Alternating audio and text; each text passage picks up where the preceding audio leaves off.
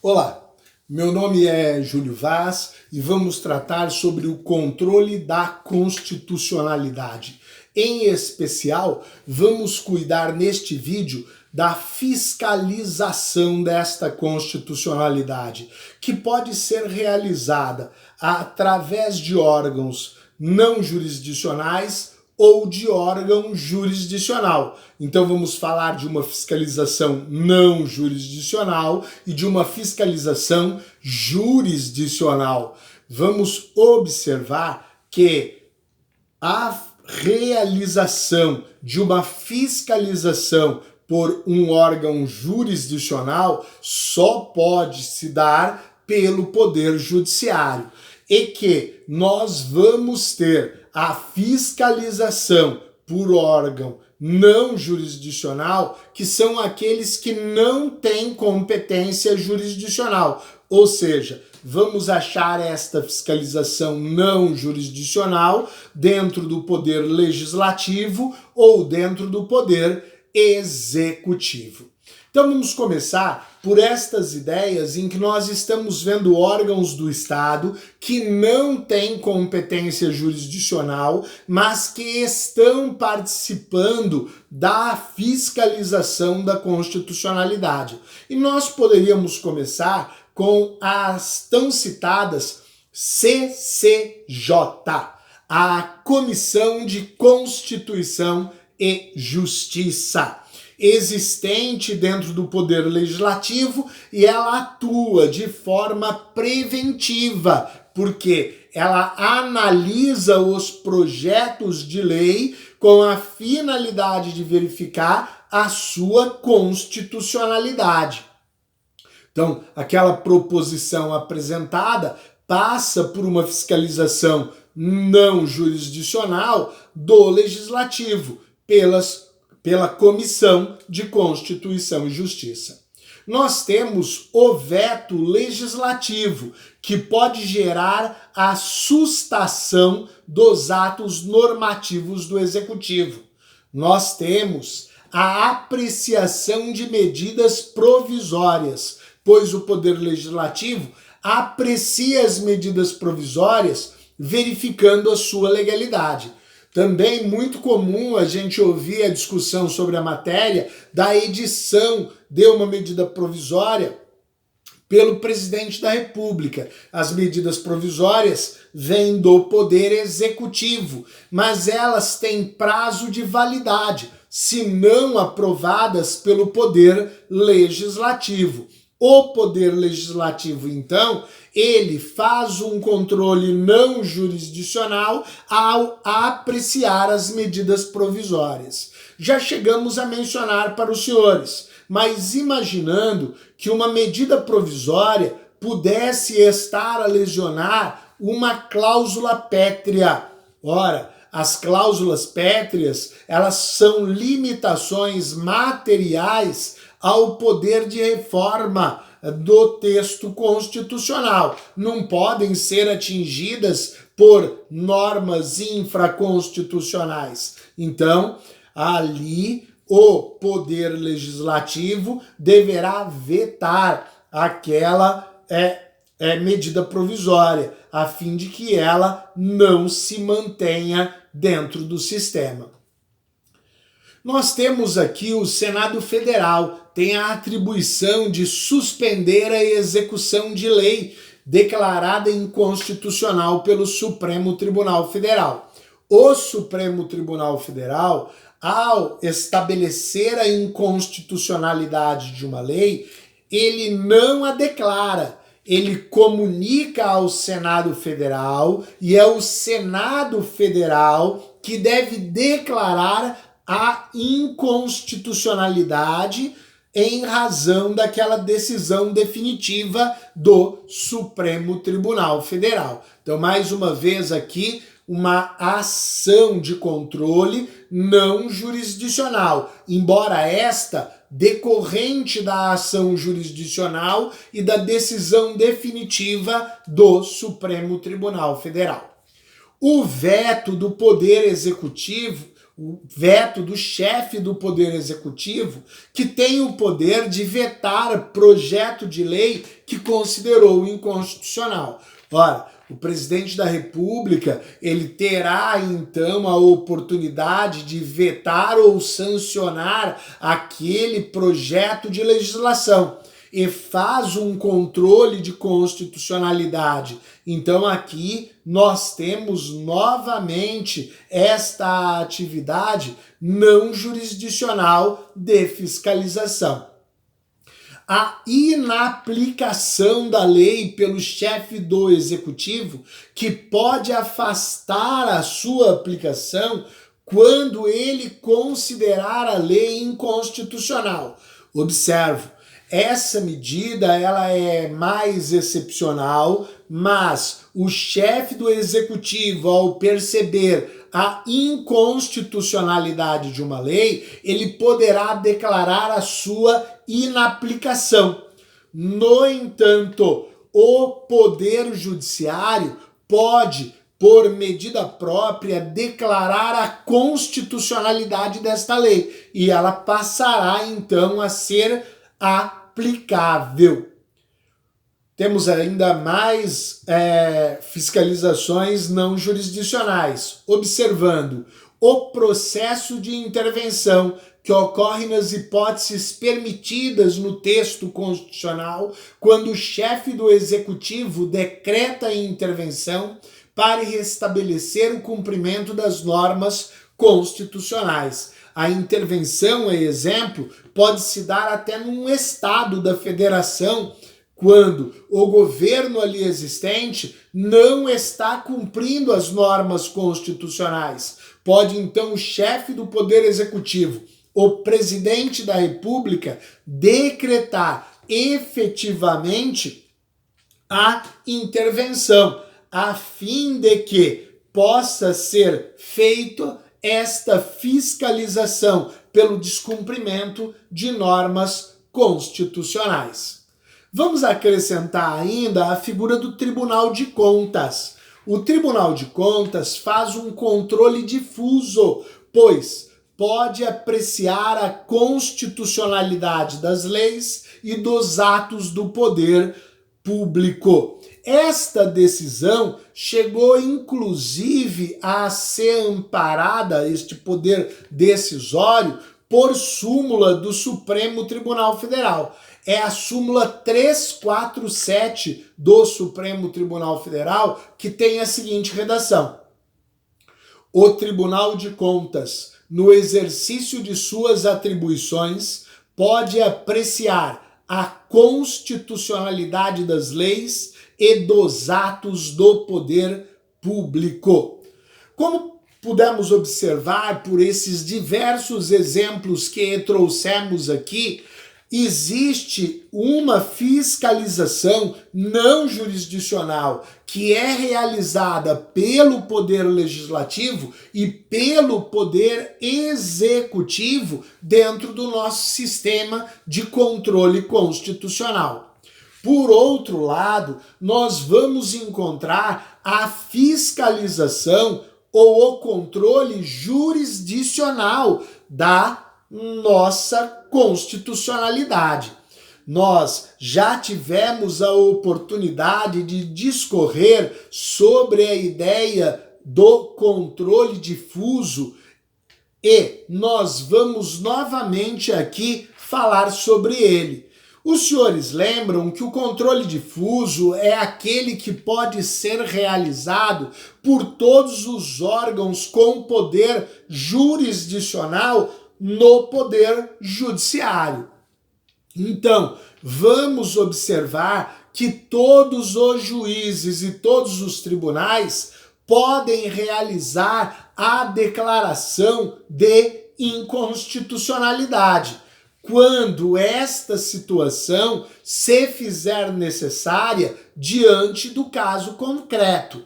Então, o controle difuso, ele decorre da possibilidade de que todos os órgãos do Poder Judiciário realizem o controle da constitucionalidade, independente da instância em que eles se encontram. Como já dissemos, insisto, é um controle, o controle difuso, que pode ser realizado tanto pelos juízes como pelos tribunais. A gente observa que o controle difuso, ele vai sempre se dar no caso concreto. Então, naquele caso em que a parte dentro da ação buscando o seu direito subjetivo, ela precisa da declaração de inconstitucionalidade. Nós já chegamos a citar a hipótese de alguém que estivesse sendo processado criminalmente pelo crime de desobediência previsto no Código Penal.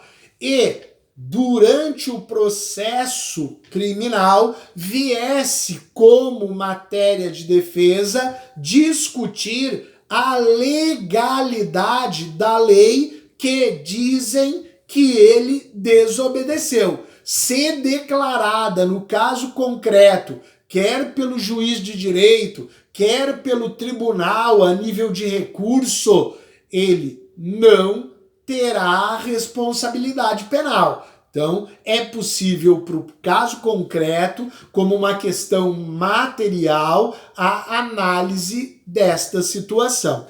O controle da constitucionalidade, aqui no chamado controle difuso, é um controle incidental, porque ele se estabelece no caso concreto, não é? Então você tem um caso concreto e naquele caso concreto é que se observa a constitucionalidade. Sempre a constitucionalidade olhando a Constituição vigente à época do fato. Então, a norma constitucional que está vigente à época. Por quê?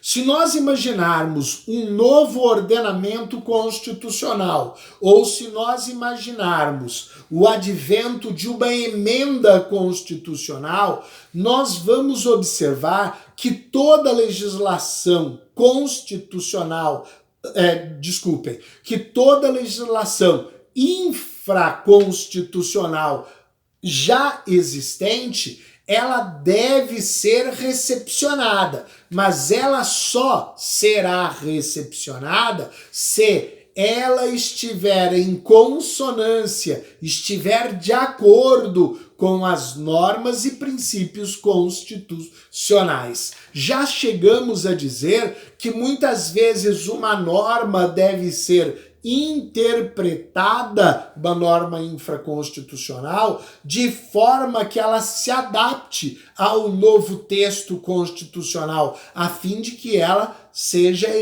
efetivamente recepcionada, que ocorra a recepção daquela norma infraconstitucional pela nova ordem ou pela nova norma constitucional que se coloca. Então, neste caso, se não há recepção, se há um conflito daquela norma infraconstitucional anterior com o texto da Constituição Federal, nós não temos recepção. Aquela norma, ela não é válida. Aquela norma não será recebida no sistema. Observo, não é um caso de controle da constitucionalidade. Vamos observar que neste controle, já dissemos, os tribunais podem realizá-lo no caso concreto, declarando ali para aquela temática específica, para aquele caso concreto, a inconstitucionalidade da norma em si. Observo, neste teor, o artigo 97 da Constituição Federal com a seguinte redação: somente pelo voto da maioria absoluta de seus membros ou dos membros do respectivo órgão especial poderão os tribunais declarar a inconstitucionalidade de lei ou ato normativo do poder público. Então, o artigo 97, ele admite a declaração da inconstitucionalidade pelos tribunais, mas ele exige a maioria absoluta de seus membros. Sobre essa matéria, inclusive, foi editada a súmula vinculante número 10. A súmula vinculante número 10 veio a observar a importância de cumprimento do artigo 97 do texto constitucional. Viola a cláusula de reserva de plenário, Constituição Federal, artigo 97, a decisão de órgão fracionário de tribunal, que, embora não declare expressamente a inconstitucionalidade de lei ou ato normativo do poder público, afasta sua incidência no todo ou em parte. Vejam, esta declaração de inconstitucionalidade no chamado controle difuso, ela se dá pelo fato de se afastar aquela norma por não ser entendida válida dentro do sistema. Ou seja, a declaração de inconstitucionalidade mesmo, como já dissemos, ela só se fará pelo Senado Federal após a decisão do nosso órgão maior, que é o Supremo Tribunal Federal. O Supremo Tribunal Federal, ele faz o controle difuso também. E ele pode fazer o controle difuso por competência originária, através de recurso ordinário ou através de recurso extraordinário. Faz por competência originária nos casos que são de sua competência exclusiva. Faz por recurso ordinário nas hipóteses do artigo 102, inciso 2 da Constituição Federal. E por recurso extraordinário nas hipóteses do artigo 102, inciso 3 da Constituição Federal. Observando que no caso dos recursos extraordinários, sempre deve ser demonstrada a repercussão geral do caso, ou seja, a importância a toda a nossa coletividade. Em resumo, lógico. Existe a possibilidade do Supremo Tribunal Federal aplicar os efeitos da declaração incidental naquele caso concreto, passando a dar uma eficácia erga omnes ao seu entendimento de inconstitucionalidade da norma. Então, o Supremo Tribunal Federal, quando ele faz esta declaração incidental, né? Por isso que o controle é chamado de incidental. Ele faz aquela declaração incidental, afastando aquela norma inconstitucional para a decisão do caso concreto. Ele pode dar a eficácia erga omnes à sua decisão, que significa a decisão para todos. Vamos observar que os senhores ainda têm o chamado controle concentrado. O controle concentrado é aquele que só pode ser realizado por nosso órgão de cúpula, pelo Supremo Tribunal Federal. Só o Supremo Tribunal Federal, como órgão de cúpula, faz o controle da constitucionalidade, chamado de controle concentrado. Este controle concentrado é chamado também de controle principal e utiliza-se a via de ação, diferente do controle difuso, onde usa-se a via de exceção. Aqui utilizamos a via de ação.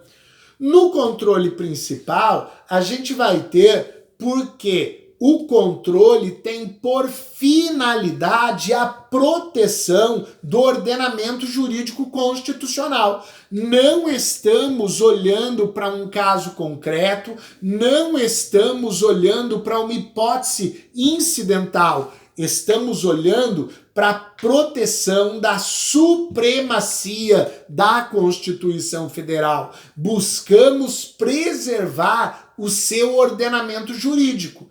Este controle principal é feito pelo Supremo Tribunal Federal através de diversos instrumentos. Temos a ação direta de inconstitucionalidade, temos, que é a ADIM, né? Temos